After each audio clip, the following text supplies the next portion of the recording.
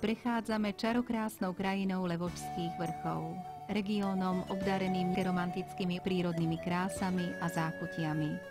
Malebným kúskom Slovenska, zdobeným množstvom historických pamiatok, odhaľujúcim svojim návštevníkom nádheru okolitých hôr a dolín so všetkými svojimi pokladmi.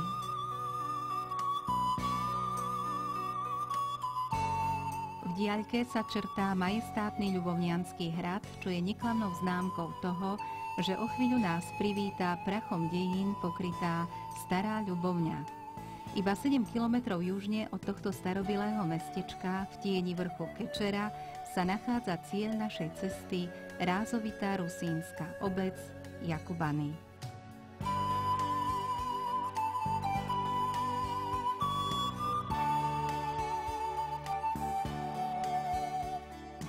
Prekročte spolu s nami hranicu, ktorá oddeľuje prehnanú civilizáciu od ríše, ktorej dávnoveké tradície, zvyky, spôsob obživy, ale aj vzájomná symbióza človeka a okolitej krajiny sú takou samozrejmosťou ako úprimnosť a pohostinnosť. Vstúpme do oázy pokoja a harmónie s názvom Jakubany.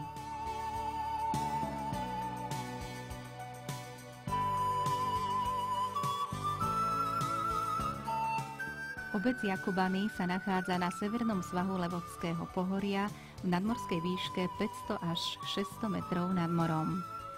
Práve v týchto miestach dal v roku 1322 spišský župan Filip Druget akémusi Štefanovi, synovi Petra z Lomničky, pôdu na osídlenie, na ktorej mal na škultéckom práve založiť osadu Štefanov. Od týchto čias sa začína písať história Jakubian, ktoré sa v roku 1408 objavujú v zápisoch ako dve samostatné osady, a to Vyšné a Nižné Jakubiany.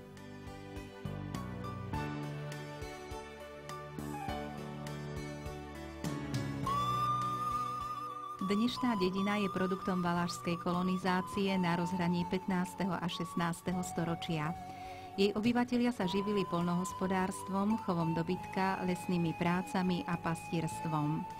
O dávnovekej histórii obce dodnes svedčí nielen kultúra odívania miestneho obyvateľstva, zosobnená v širokej škále farbami a vzormi, hrajúcimi krojmi, ale aj roľníčením, ktoré sa nehľadiac na uplynulé roky sťaby vôbec nezmenilo. Aj na začiatku 21. storočia môžeme v uličkách obce sledovať živý ruch spôsobený kravskými záprahmi, koníkmi či koscami, práve sa vracajúcimi z okolitých lúk.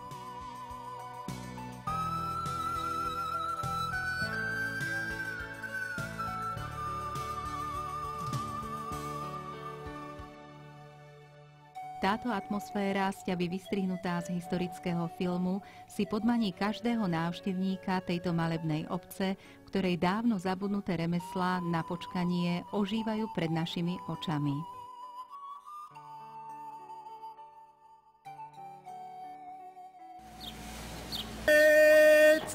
Plata, drotovať,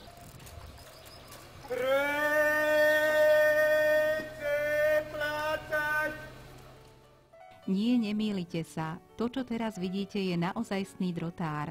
Pán z Mandra je z nedalekej Kamienky a svoje drotárske remeslo zdedil po svojom otcovi.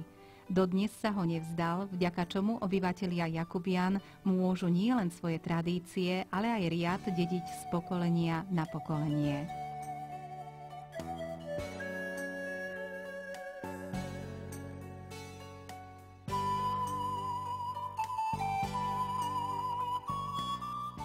Snáď v žiadnom dvore nechýba hydina, ovečka, no najmä kone a kravičky. My sme navštívili gazdovstvo miestneho kováča pána Marchevku.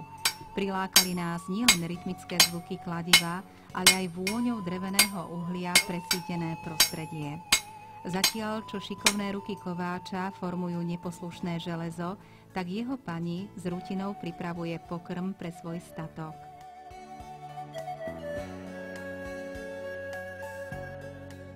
Každodenná práca je napokon odmenená zdravým mliekom.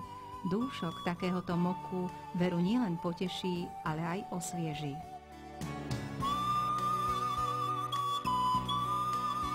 Na okolitých poliach sa pracuje od svitu do mrku.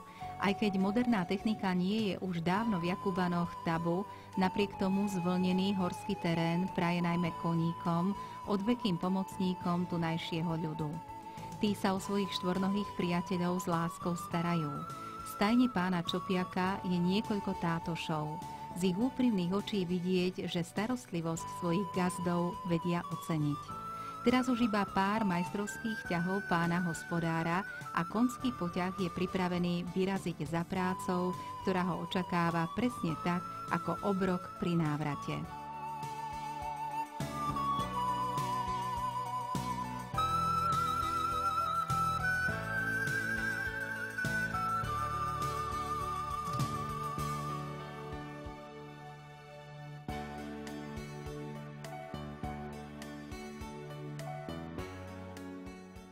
Poľnohospodárska minulosť a súčasnosť sa odráža nielen v súkromnom roľníčení, ale aj v spoločnom poľnohospodárskom družstve so sídlom v susednej Novej Ľubovni. V sympaticky upravenom prostredí družstva si našlo prácu mnoho obyvateľov Jakubian. Ich náplňou je starostlivosť o takéto utešené teliatka a tiež ovce, ktoré v stádach skrášľujú a zároveň doplňajú ráz okolitej krajiny.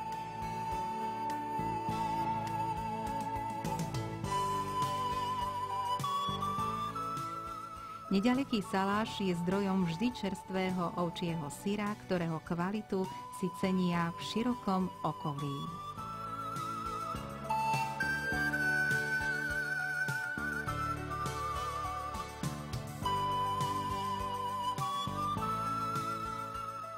Obec Jakubany je charakteristická nielen svojim poľnohospodárskym spôsobom života, ale aj množstvom kultúrno-historických pamiatok. V roku 1772 stál uprostred dediny drevený chrám zasvetený svätému Kosmovi a Damiánovi, ktorí sa neskôr stali symbolom obecného pečatidla a erbu. Na mieste pôvodného kostola sa dnes nachádza historizujúca secesná stavba z roku 1911, grécko-katolícky chrám najvyšších apoštolov Petra a Pavla, vysvetený prešovským biskupom vladykom Jánom Valím. Táto dominantná budova má pôdorys rovnoramenného